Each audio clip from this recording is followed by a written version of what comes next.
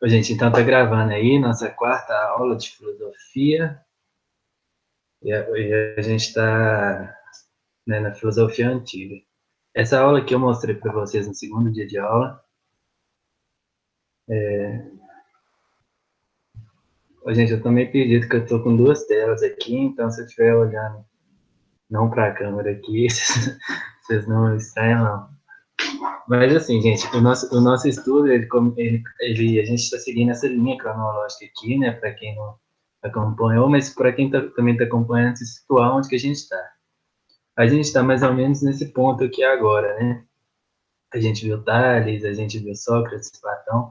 Hoje a gente vê Aristóteles. A gente está vendo aqui o final da filosofia antiga, nessa transição aqui a gente começa a ver helenística, filosofia helenística, que é essa transição aqui para a Idade Média.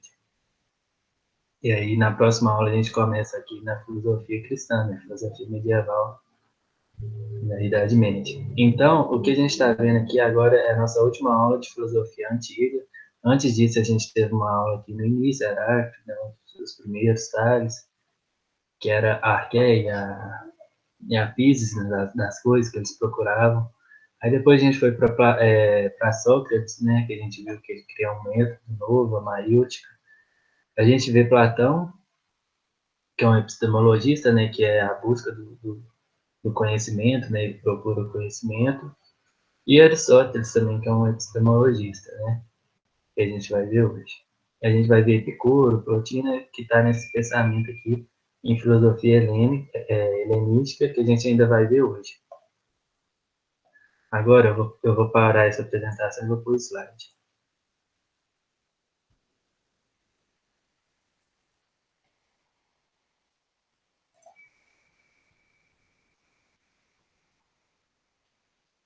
Vocês acompanharam ali, gente, a linha? Vão falando aí, se vocês quiserem pode abrir o áudio.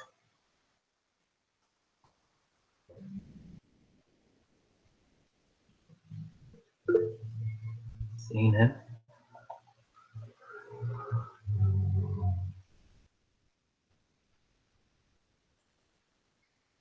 Agora apareceu aí, né, o slide. Filosofia antiga.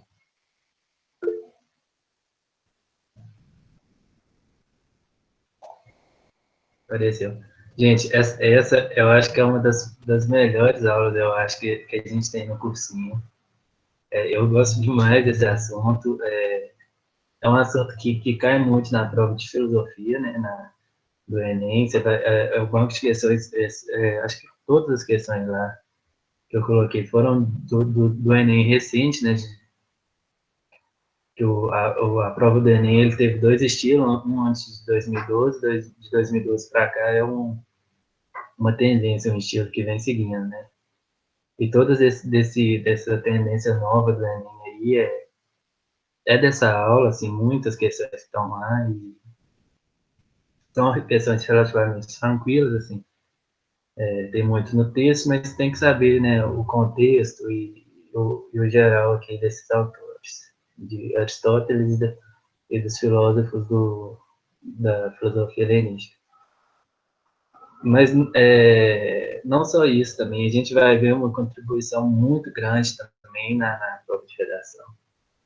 Gente, essa aula eu tive no cursinho, quando eu tive ela, é, foi uma mudança assim, drástica, assim, né? Na minha concepção de fazer uma prova, né, de redação, de escrever, porque a gente pode usar Aristóteles, né, como citação, né,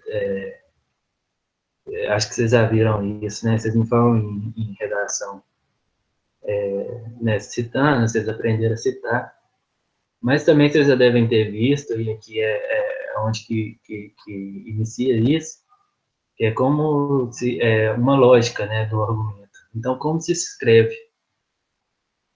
E é às vezes onde que a gente pode errar e assim comprometer a redação toda. Então, assim, a redação começa a ficar mais sólida se a gente segue aí uma lógica no argumento.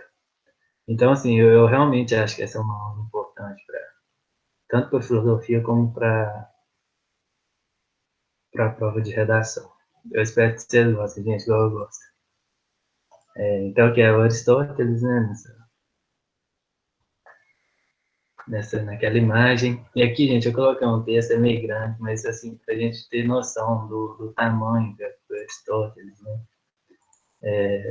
Talvez, assim, não sei se é o maior ser humano, assim, de inteligência, né, de um dos maiores filósofos, eu acho, assim, ele tá, e a maior contribuição que teve, né, para todo pensamento, para toda a cultura do Ocidente que se estabeleceu. Aí nesse texto, né, que é Vida dos Grandes Filósofos, inspirado no relato de Diógenes Laertes, gente, eu vou ler para vocês, é um pouco, grande, mas assim, é bacana. Olha, um dia, meados de verão do ano de 366 a.C., apresentou-se um jovem para matricular na academia de Platão. Olha, ele era discípulo de Platão. Vinha da cidade de Macedônia, de Estagira, o oeste selvagem do mundo ateniense. Sem embargo, nada havia de rústico no elegante rapaz. Era a imagem perfeita do requinte, pois fora educado num ambiente de cultura. O pai, já falecido, fora médico na corte de Amintas, rei da Macedônia e avô de Alexandre. Alexandre o Grande, gente, Alexandre Magno.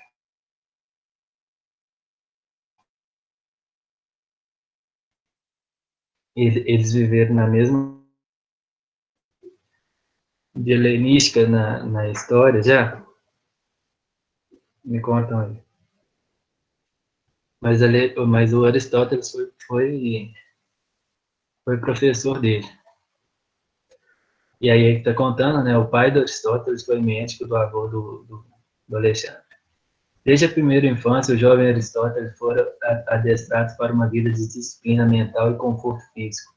A sua chegada à academia provocou sensação entre os demais estudantes, porque se tratava de um aristocrata, afável, bizarro, gracioso, de voz branda, delicado, polido, modelo de bom proceder e de elegância no trajar. Falava com acento afetado e prestava mais atenção às sussurros, como se queixava Platão, do que convinha a alguém que amasse sinceramente sua biografia. Evidenciava, contudo, aptidões intelectuais incrivelmente variadas. Parecia quase impossível um só espírito estar aberto a tantas facetas do conhecimento. Gente, olha isso, que coisa, assim, e assim, pode cair textos variados sobre ele na prova, assim, com contribuições dele. Olha, política, drama, poesia, física, medicina, psicologia, história, lógica, astronomia, ética, história natural, matemática, retórica, biologia. Estes eram apenas alguns pratos do variadíssimo banquete com o qual procurava o jovem estudante alimentar o seu voraz apetite de saber. Certa vez, Platão observou que a sua academia se compunha de duas partes, o corpo de seus estudantes e o espírito de Aristóteles. Como era de esperar, o maior mestre e o estudante mais insigne de Atenas não poderiam continuar juntos. Quando um grego se encontra com outro, especialmente no nível de igualdade mental, o choque se torna iminente. O jovem e o velho filósofo disputavam a miúde, se bem que mutuamente se adorassem. E aí, gente, a gente viu, né, na aula passada de Platão, que o Platão, ele tem a ideia, né, que o mundo ele é dividido em mundo das ideias, mundo sensível, que a verdade está na razão. E o Aristóteles é discípulo dele, o Aristóteles vai negar isso, ele vai falar que o mundo, a verdade, né, está nos seres humanos, né, nas coisas que a gente, no mundo sensível, e que o mundo é só um. Mas aí, para a gente ver essa contribuição, esses dias agora eu estava lendo esse do Freud, de interpretação de sonhos, e, e o Freud fala um pouco do, dos sonhos, né, das primeiras citações, as primeiras vezes que aparece. E a primeira pessoa que descreveu, né, conseguiu descrever o sonho, fez um estudo sobre, foi Aristóteles. Você vê que, tipo, ele tem muitas, muitas, muitas muitos estudos, e muita gente usa até hoje, como a gente vai ver, por exemplo, na redação, né, no argumento, que a lógica dele se aplica até hoje. Então, assim, ele tem muita grande contribuição na nossa cultura. Aí as características gerais, né? Então, ele é dogmático, ele acredita, né, no dogma, né, que você pode conhecer a verdade. Ele é epistemológico, então, o que ele busca? Ele busca o conhecimento, né,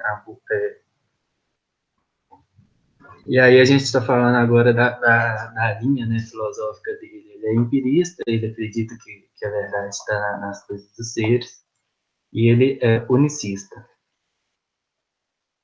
E isso, né, quer dizer existe só um mundo, né? Não é igual Platão, por exemplo, que era o mundo da verdade, o mundo da ilusão, não.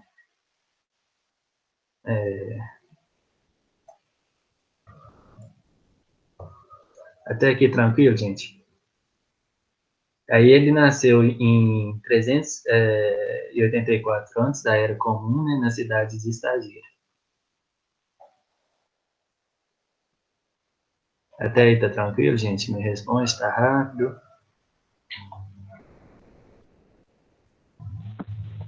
Tá ok, professor? Tá bom. Então vamos dar sequência aqui. Aí agora a gente vai começar a ver as teorias dele, né, que ele desenvolveu. Essa é uma delas,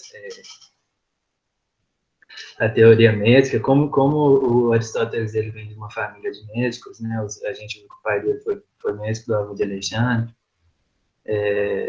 Então ele escreve muito sobre isso. E isso aqui ele fala que, né, nos estudos dele, nessa teoria dos quatro fluidos, ele fala que o nosso corpo é composto por essas quatro substâncias, né? Que é o sangue, aqui a gente está vendo o ar, primavera, né? Que ele vai fazendo essas relações, né?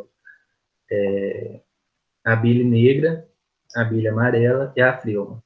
A fleuma seria, né, o líquido que está presente no cérebro, a bile amarela, que é o que, né, que nos dá essa raiva, né, essa cólera. A bile negra, né, que nos deixa sentimental, né, o melancólico aqui, e o sangue. Então, ele fala que a gente tem um equilíbrio individual entre esses quatro fluidos. Então, cada um é composto por uma quantidade, né, do sangue, da fleuma, da bile negra, da bile amarela. E aí a gente tem que buscar, o médico ele tem que buscar o equilíbrio de cada pessoa. E aí é o que a gente já chega um pouco aqui na ética, né, nessa questão do equilíbrio. Né, no livro A Ética Nicomo, ele faz um estudo das ações humanas, não dos pensamentos, mas sim das ações. E aí ele faz a definição do que é a ética. A ética é toda ação que é humana,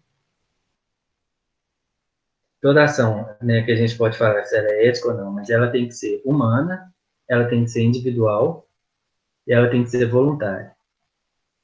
Então, tudo que a gente faz, toda ação que a gente faz, que seja, né, nossa, individual e que seja voluntária, a gente está sendo ético. Mas se a gente faz algo, né, que não seja individual,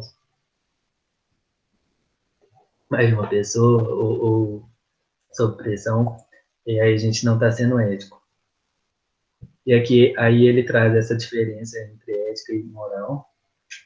A ética diz ao respeito do logos, né, ao pensamento, né, a gente já seguir isso aqui. E moral é o valor, né, da nossa cultura, é o que impõe o certo e o errado. E isso eu não sei se ficou claro para vocês, mas assim, a moral é algo que nos impõe, né? É o que está, por exemplo, a lei fala o que é certo, o que é errado, dependendo da cultura. Isso é coisa bem cultural, né? Que às vezes em um país pode ser, outro não. Mas a ética ela diz respeito a isso aqui, né? A ação individual voluntária, que é diferente do moral. E aí aqui chega no equilíbrio, né? Que eu citei quando eu falei da ética, da teoria médica dele, que é isso aqui, ó. A ética é o justo meio, a mediana, o equilíbrio entre o vício da falta e o vício do excesso. Quando a gente está aqui, ó, né, aqui, se a gente tem um vício, a gente está sendo antiético para Aristóteles. A gente pode ter tanto o vício da falta, tanto como o vício do excesso. E a gente está sendo antiético nas duas. E a gente só é ético aqui na virtude, né, no nosso equilíbrio individual. E aí, a gente só consegue ser virtuoso, né, que é a virtude, quando a gente está nesse equilíbrio individual. A gente está vendo aqui, ele é subjetivo, né, cada um tem, e não relativo. Não é algo que a gente pode supor que seja. Na verdade, cada pessoa, ela tem um seu ético ali. Para mim, um remédio, né, se eu tomar, eu vou estar aqui no excesso para mim, mas para alguém que precisa dele, vai estar sendo virtuoso. Ou alguém que precisa muito e não tomar ou tomar pouco, pode estar aqui, né, no antiético, no vício da falta, né? Então, e a gente só consegue ser feliz quando a gente está aqui, né, sendo virtuoso nesse equilíbrio, que é a felicidade para ele, né, que é a eudaimonia, que é o que a gente busca, né? A finalidade da ação é a gente ser ético, se a gente ser feliz, tá nesse ponto de equilíbrio nosso.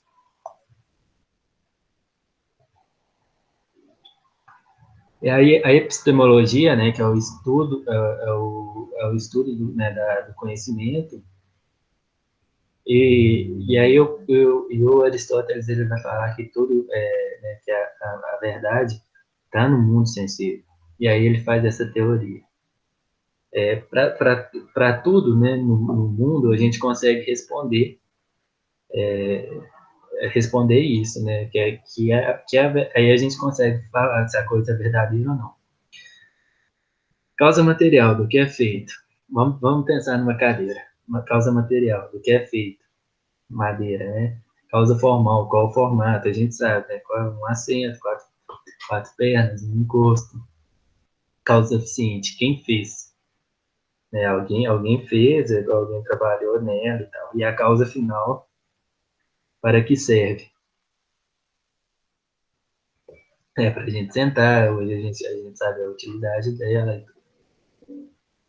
Então, se a gente conseguir responder todas essas quatro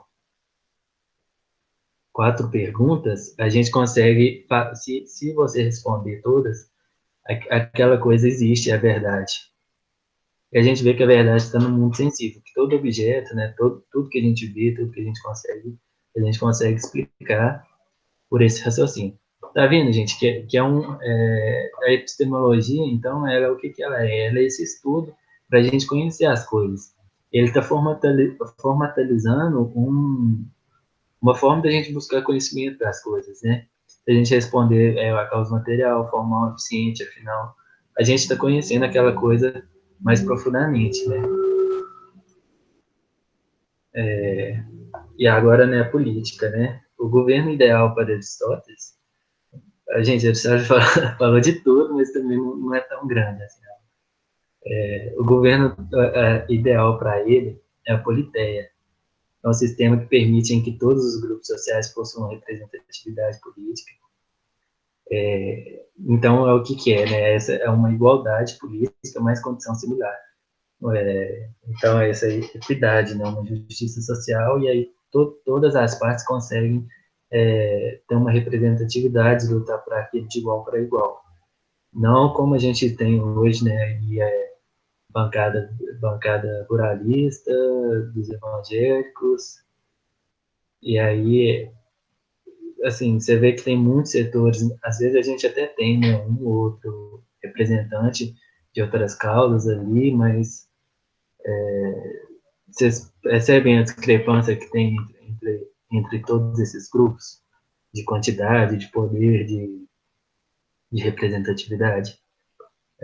Então, a politeia é você pegar todos, né, os setores da sociedade, aí, todos os grupos sociais, e colocar o mesmo número ali, eles em mesma condição de poder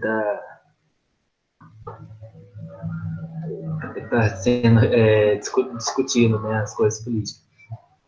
Isso, gente, aqui eu vou deixar uma dica. E isso eu já usei muito em redação, acho que vocês poderiam usar, sabe? Temas, temas que encaixem nisso, né? De política, né? De administração, gestão das coisas. Vocês podem citar, né? Essa politeia aí do Aristóteles, às vezes até mesmo, né? Como proposta de intervenção, né? Propor um sistema, né? Parecido de politeia, isso aqui. Ele está falando disso. Aqui eu vou explicar, né, por que ele acha que a politeia é bom. Porque aqui a gente consegue dividir para ele o governo, né, aqui em poucos e muitos, quando é bom e quando é ruim. Para ele, a monarquia é boa, porque ela é hereditária, e quando ela é hereditária, você consegue fazer uma preparação de quem vai administrar o próximo governo. Ao contrário disso, na mão de a gente tem tirania, né, que ele chega ao poder pela força, mas ele não tem preparação política. Na mão de poucos, a gente tem uma aristocracia, que é a nobreza, né, então eles conseguem ter o ócio aqui, então conseguem fazer uma preparação, para eles seria bom, mas ao invés disso, né, a oligarquia, ele chega no poder através da riqueza, mas não tem preparação, então seria um governo ruim, e na mão de muitos, né, que é o que a gente vive hoje, né, aqui no nosso país, é a democracia, e ele fala que é ruim por causa da demagogia, né, que a gente tem a promessa, né, de fazer as coisas e nunca são cumpridas na hora na hora da eleição, né, sempre promete, e aí tá cumprindo ali, né, fazendo pautas de vários grupos sociais, mas no poder mesmo não garante nada. E o bom, né, a gente teria aqui da democracia, desculpa, gente, aqui eu escrevi democracia, mas é democracia. E também a gente teria democracia, o bom, mas a politeia, né, se a gente conseguisse instituir aí um governo democrático, mas que a gente tivesse a garantia de a participação de todos os grupos sociais. Gente, aqui a gente chegou na hora da lógica, que eu acho que vocês já devem ter visto, vocês já viram isso? O argumento indutivo e dedutivo, já, né? Então, Aristóteles que criou isso, e a gente usa até hoje. Mas então, isso quer dizer a forma, né, do argumento, e não do conteúdo. A gente consegue montar isso com qualquer conteúdo. A gente pode falar de qualquer coisa. E se a gente enquadrar nisso, a gente pode estar fazendo um argumento válido, que eu vou mostrar mais para frente. E aí é esse silogismo, né? A gente tem uma premissa 1, é bem matemático, olha, é bem estruturado o pensamento, né? A estrutura. A gente tem uma premissa 1, uma premissa 2 e uma conclusão dessas duas premissas. Aí a gente tem um argumento dedutivo, né? Que a gente está partindo do geral para o particular. A premissa 1, né? Todo ser humano é mortal. A premissa 2, Sócrates é ser humano. E a gente chega na conclusão, né? Que já que Sócrates é ser humano, todo ser humano é mortal, então Sócrates é mortal.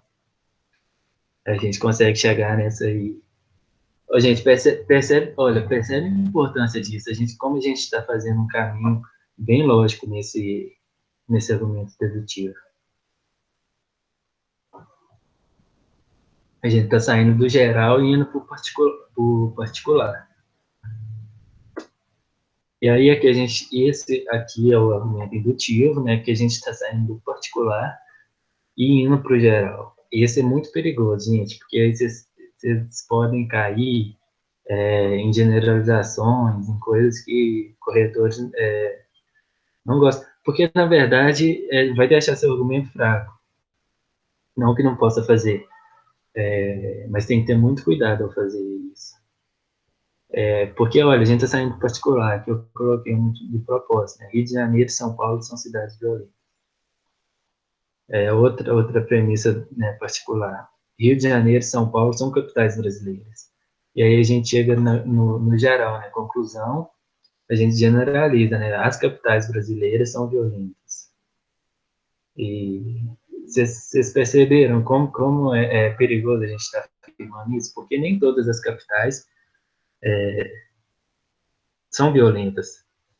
E a gente está chegando através disso, afirmando, né, que as capitais brasileiras são violentas.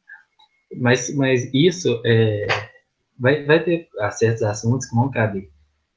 Mas olha, se vocês fazem isso aqui, a chance de vocês errarem no argumento é muito menor, muito menor. Você sair do geral e por particular e chegar a uma conclusão particular. E geralmente as minhas redações eu montava assim, sabe? Eu partia de uma frase geral, né, de um pensamento mais amplo sobre o assunto, adentrava, né, fazia uma premissa e chegava à conclusão no final do parágrafo. Isso já deixa o seu argumento muito mais sólido. E aí aqui tem a questão da validade, né, e a verdade sobre que vocês também têm que se atentar. Porque não basta só o meu argumento para a redação, meu argumento ser válido, mas ele tem que ser verdade também. Mas para a filosofia a gente vai ver que pode acontecer, né, numa prova de filosofia, colocar uma coisa absurda, mas que tem validade. E aqui eu coloquei esse exemplo. A premissa 1, todo ser humano é cachorro. A premissa 2, Júlio é um ser humano, então a gente chega na conclusão, né, que logo Júlio é um cachorro. Olha, vocês conseguem perceber que esse é um argumento válido, porque eu estou saindo de um geral, estou indo para um particular e estou tirando uma conclusão particular, mas isso não é verdadeiro, entendeu? Então, no âmbito, né, quando a gente está escrevendo uma redação, estou colocando como dica, vocês têm que caminhar junto, né? Vocês têm que criar um argumento válido e vocês têm que falar de uma coisa verdadeira também. Então, vocês têm que estar atentos a essas duas coisas. E é o que vai ajudar, né? Vocês criar uma base, isso, as aulas de utilidades, fazer leitura. E aí vocês vão conseguir transitar, né? Nessa criação aí tanto do geral e tanto de uma premissa, né? Que é o que vocês vão trabalhar no argumento. Mas isso, então, eu acho que tem que ficar claro para vocês a questão da validade e da verdade no argumento. Ficou claro, gente?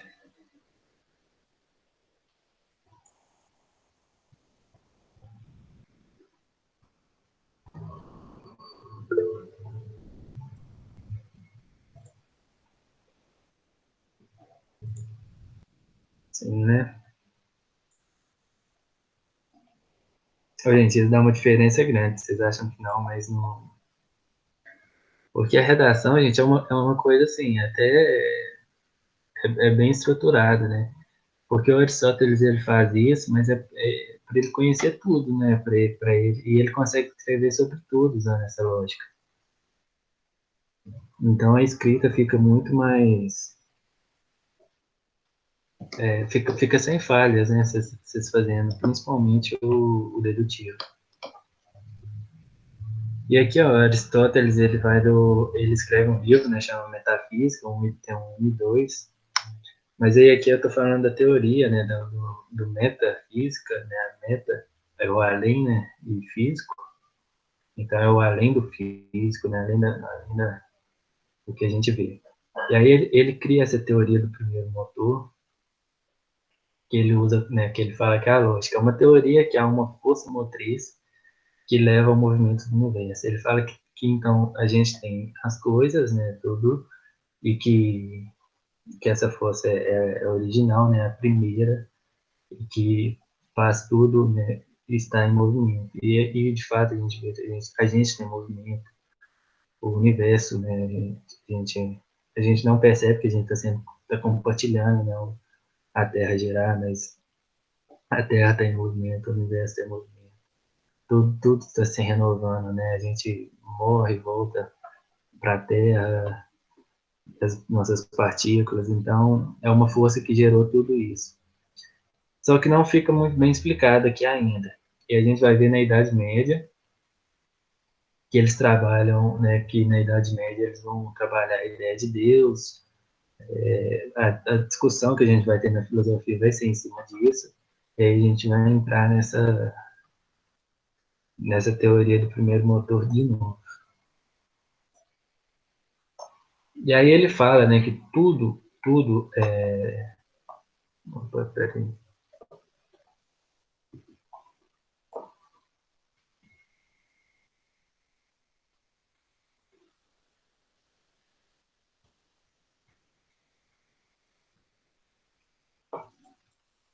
Pronto. Então, aí ele fala que, né, a gente tem né, essa coisa física, ela pode ser o átomo, que é a manifestação do ser, né, o seu agora, ou pode ser potência, significa possibilidade do ser, representa as possibilidades que o objeto tem de se transformar em outra coisa. Aqui, eu vou colocar, por exemplo, eu vou dar de exemplo, uma árvore, a gente vê uma árvore, né, já crescida, então é o ato. A semente seria potência. Então, a semente significa possibilidade do ser. Representa as possibilidades que o objeto tem de se transformar em outras coisas. Então, essa é a potência, é uma semente. O ato é a manifestação atual do ser. É quando essa semente, né, ela já conseguiu crescer e está bem desenvolvida. E tá vendo? E aí ele fala que o primeiro, né, a teoria do primeiro motor, né, que colocou tudo em movimento. Então, esse movimento, né, da potência para o ato é esse primeiro motor. Aí, substância, né, significa as possibilidades de ser, né, do que aquela representa a possibilidade de um objeto tem de se transformar em outras coisas, né, por exemplo, mesmo a semente, né, ela pode continuar sendo uma semente, pode ser a árvore. Acidente o que é circunstancial do ser, são as características específicas do ser, né? É o que a gente consegue ver, medir, pesar. Então, são as características que a gente consegue. Quando a gente consegue descrever alguma coisa. Matéria, potência e substância são as mesmas coisas.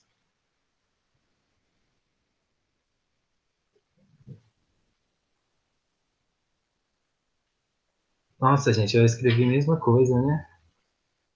Desculpa, não.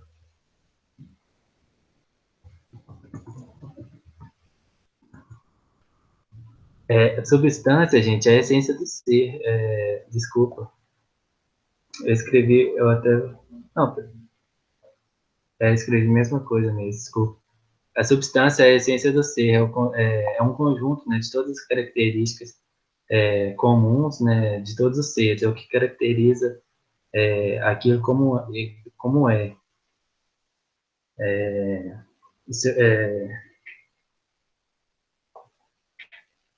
é a essência necessária, eu queria escrever isso, é a essência necessária que o verdadeiro objeto de saber é a verdade do ser. Eu não, desculpa, isso eu devia ter mudado. Então, é a essência do ser, né? O conjunto de todas as características comuns em todos os seres, é o que caracteriza ele como é. Ele tem o acidente, né, é o que é circunstancial dele, né, as características específicas do ser, ou seja, aqueles que não alteram a essência daquilo que o seu objeto é, a matéria. E aqui eu ainda queria ter colocado outra, eu não coloquei, né, a matéria, né, a matéria é indeterminada da qual as coisas são feitas, matéria contém a potência do ser se transformar em outra coisa. Matéria,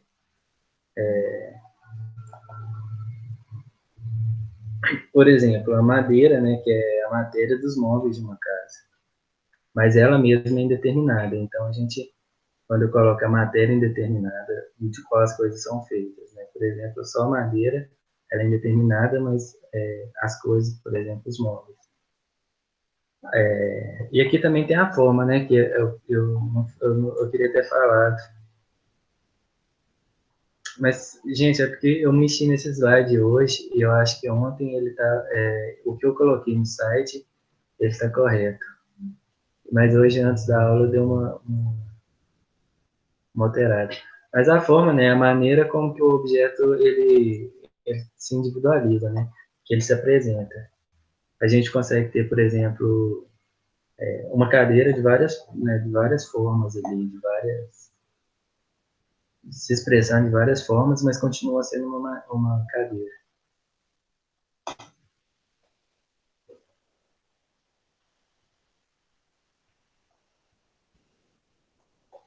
Aí, gente, então de Aristóteles é isso. Vocês vão ver as questões, tem muita coisa que não dá para falar, né? Mas são questões tranquilas, relativamente, porque ele fala de muitos assuntos e são muitos textos, né, do pensamento dele, mas assim, a base é essa. Ele sempre está lembrando, né, da questão que a verdade para ele está nas coisas físicas, né, tá no pensamento. Essa é a base toda das respostas, então fica mais tranquilo. Mas são questões fáceis e é interessante essas questões. Aí a gente entra na filosofia helenista, que esse período helenista, se vocês tiverem na história, quem dá eu não sei, eu não lembro o nome dele, mas é o Yoda. Acho que ele que deu essa aula, ou ia dar.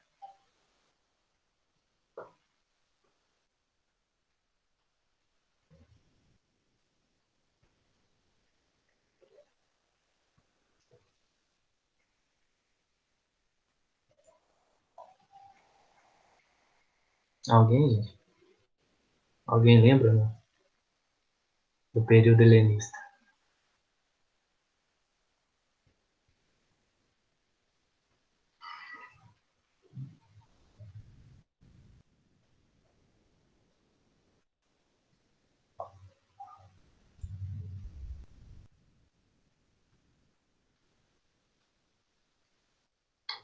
Porque, gente, o período helenista, né, helenístico, ele começa a ser situado com a morte do Alexandre Grande, né? Que é o declínio ali de Macedônia.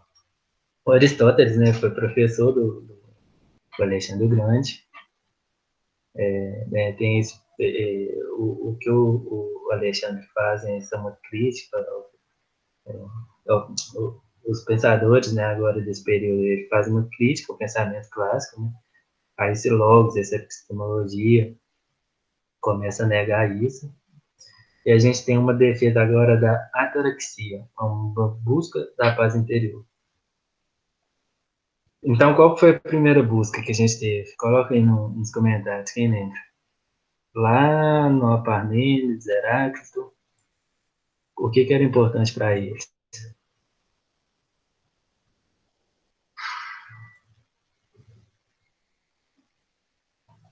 A origem, sim, isso. Que é a arqué, né? E aí agora, quando a gente viu Platão, Aristóteles, o que era importante? O que eles buscavam?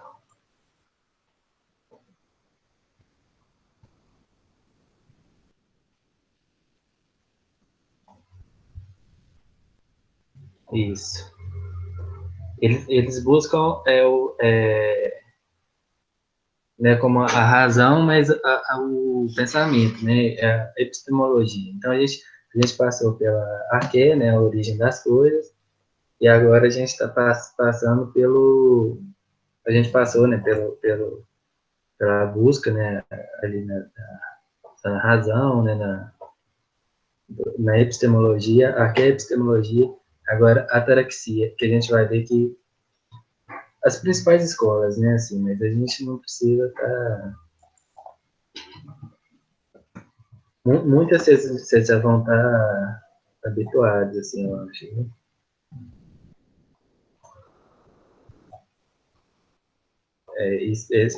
Essas são teorias mais famosas. Aqui a gente tem o cinismo, né? Que a gente tem os fundadores, né, da escola, foi o Diógenes, né, o cão, como ele é conhecido. O pensamento cínico pregava que a maior virtude de um homem, né, poderia vir, né, a independência, a frequência de todos os acontecimentos da vida, né? Então, a ataraxia deles é o desapego, né? Então, o que significa? Significa se libertar de todos os costumes, né, e de normas sociais. Então, e aí a gente só ficaria com as necessidades absolutas, né, que seriam a alimentação e o sono. Mas então aí, coisas materiais, relações afetivas, ambições do futuro, a ética, né, todos isso são necessidades supérfluas que são, para eles, são impostos pelas regras sociais e deveriam ser desprezadas, né? Então, como eles eram, né, são descritos nos livros, né, que andavam como mendigos, vestiam os trapos, e eles não trabalhavam, né, então eram chamados de cães da sociedade. Então, e aí tem por isso Diógenes o cão, e a origem da palavra cinismo, né, que cão em grego é sinos, que é a tradução, a origem é sinos, e aí a origem da palavra cinismo.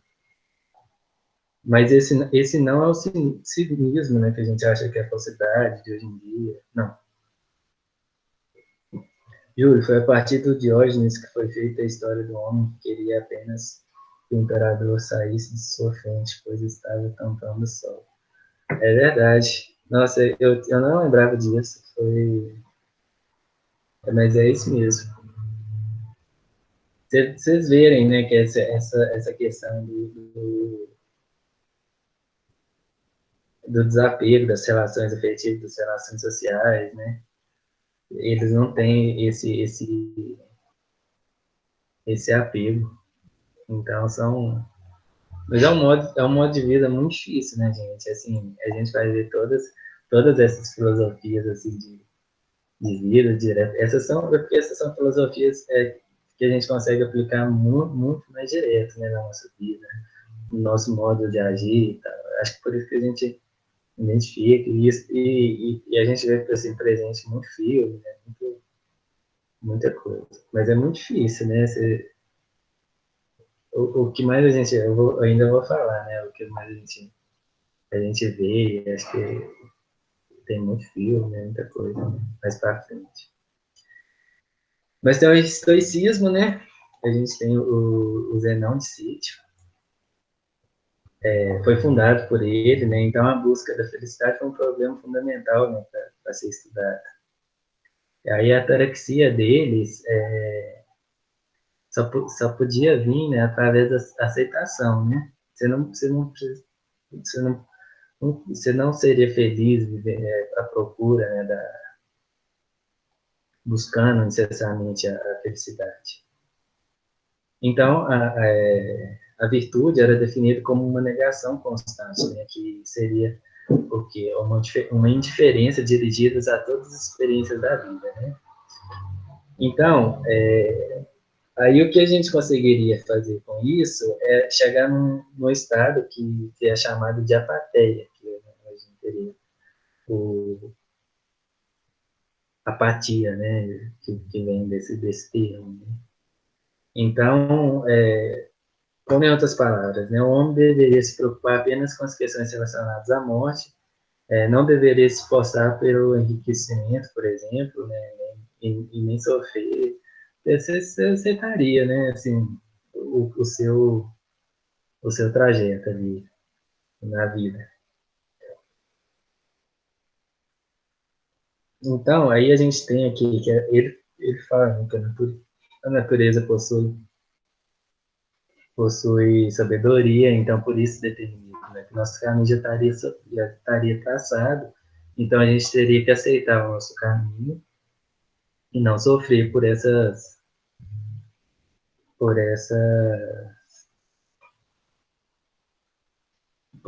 pelo que acontecesse na nossa vida, né? Opa, você preciso.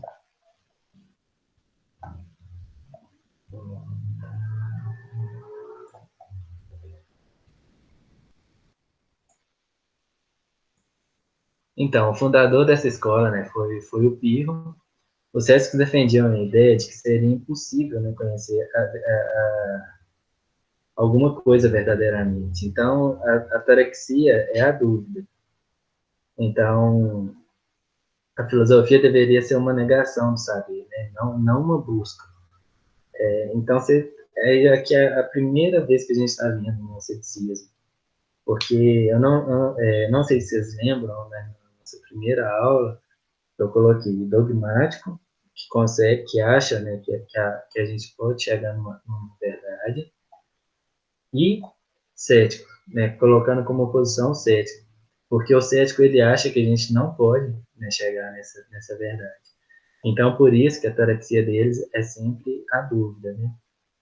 E se a gente chega na verdade, né, porque na verdade aí, né, atingir a felicidade, a gente refletir muito sobre um assunto, isso traz angústia para a gente. Então,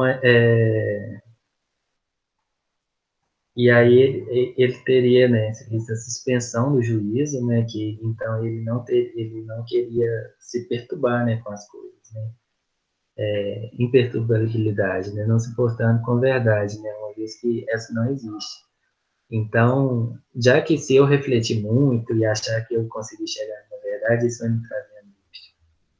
Então, eles chegam nessa suspensão do juízo, né, que então você não quer chegar numa verdade. Você acha que ela não existe, né? Você vai pode chegar no raciocínio, mas isso trazer angústia, então você faz uma suspensão do juízo e sempre duvidando das coisas, né? A um ponto de não conseguir comprovar. Que também é um estilo de vida muito, né, difícil de se ter, né? Mas o mais famoso, né, que é o epicurismo, né?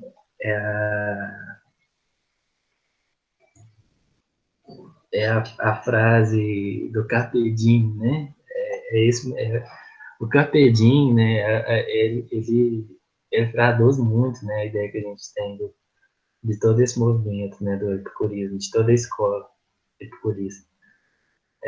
A gente tem a ataraxia, né, que é esse tetrafármaco, né, fármaco de remédio, tetra, das desses quatro itens aí. Então, a gente teria a ataraxia, né, a gente conseguiria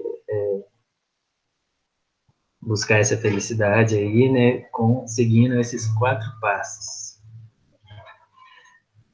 A escola, ela foi fundada por Epicuro, né? Eu não coloquei aí, desculpa. Então, ele defendia que a filosofia deveria servir para libertar o homem do medo da morte, né? Do destino e das divindades, né? O Epicuro, ele falava que a alma era feita de átomos, né? Então, com a morte, os átomos se dispersavam e a nossa alma se desfazia. Então, o Epicuro, ele falava que não existia vida após a morte. Então, a gente não teria motivo para se preocupar com a morte, pois tudo acabaria, né, quando a gente morresse, já que não tem vida após a morte. Então, ele fala, né, que todo o bem, todo o do mal reside nas sensações, e a morte é justamente a privação das sensações, né? Então, é um raciocínio mais ou menos assim, né? Que a gente não se deve temer a morte, pois quando a gente está vivo, é a morte que não está presente. E o contrário disso, né? Quando a morte está presente, é a gente que não está, né? Então a gente não deve, né, temer a morte, porque não é uma coisa que está presente. Se a gente está temendo a morte, né, a gente está criando uma privação das sensações, né, do que a gente sente por causa do medo, e a gente acaba não vivendo. Então, olha, isso é bacana, bonito, né? Eu dei um carpe diem, né, de aproveitar. O carpe diem acho que é aproveite o dia, né, mais ou menos, que seria.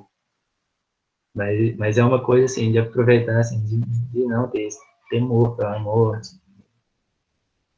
Mas aí a gente vai ver, né, nesse viver com prazer aqui. Em relação aos deuses, né, então o Epicuro afirma, né, que existe um universo mundo, um espaço entre eles, né, que os deuses viviam, né, completamente desinteressados pelos homens. Né, então, que os deuses não se interessam pela vida humana, né, então, que não interferiam em nada, né, na nossa vida. Então, por esse motivo, a gente não deveria, né, tá preocupado também com os deuses. Então, aí aqui, o epicurismo afirmava, né, que a finalidade da vida é o prazer. Aí isso aqui eu acho que é muito interpretado errado, né, que se a gente colocasse assim, viver com prazer, e é uma coisa que pode cair no vestibular até como um peguinho, uma coisa assim mais né, chata, né? Então, assim, não um prazer obtido simplesmente por meio dos instintos, né, das paixões imediatas, mas sim um prazer pela razão, entendeu? Para ele, o verdadeiro prazer estaria em superar todos os desejos, não ter necessidade de nada supérfluo, né, à existência. Então, seria aquela coisa mais intensa, né, aquele prazer mais intenso que a gente sente. Então, para ele, né, o grande bem está na independência em relação aos desejos, já que se não temos muito, passamos a nos satisfazer com pouco, né? Então, a gente teria aí uma vida simples e regrada. Então, a gente conseguiria suportar, viver com prazer, né? Moderado, aqui pela razão, né? Então, superar nesses desejos supérfluos e desnecessários aí, né? E aí a gente estaria vivendo com prazer moderado pela razão, que é eu sempre falo size the day, é em inglês, né? Mas é o Carpe Diem. Vocês já viram Sociedade dos Poetas Mortos? Coloque aí quem já viu. É um filme com o Robin Williams, se não me engano. Que aí tem esse tema, né? Do epicurismo, do viver com prazer, do Carpe Diem.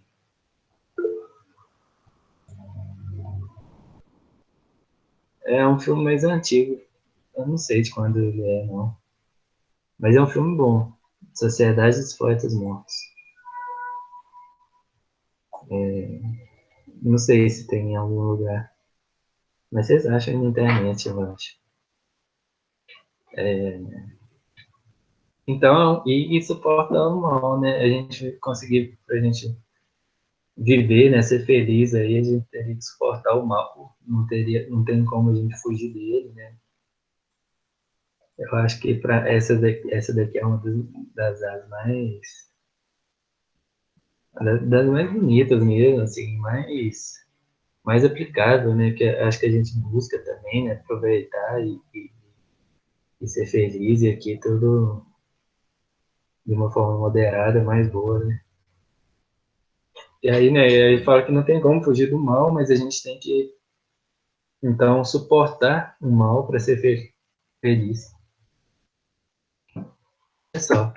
Então, gente, as palavrinhas aqui, eu acho que essa paz interior, né, essa busca, né, para a gente ser feliz, é a ataraxia aqui. Isso vocês não podem esquecer. E coloca, né, como assim, gatilho, para vocês lembrar, a ataraxia de cada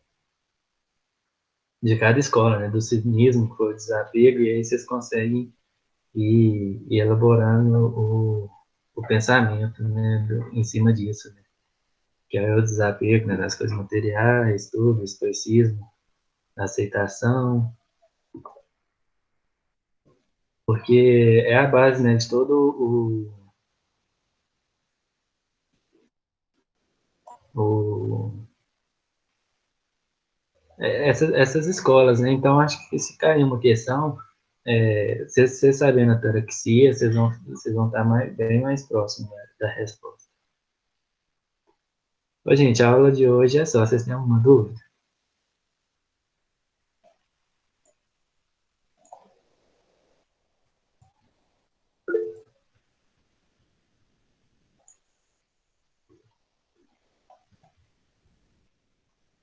Certo, né?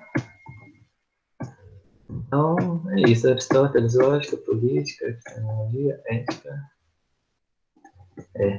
Ô, gente, aqui eu já coloquei a lista lá no Drive. Nem foi eu que coloquei, não, mas está lá. E também esse slide. Qualquer dúvida, vocês podem me chamar aí durante a semana. Valeu, gente.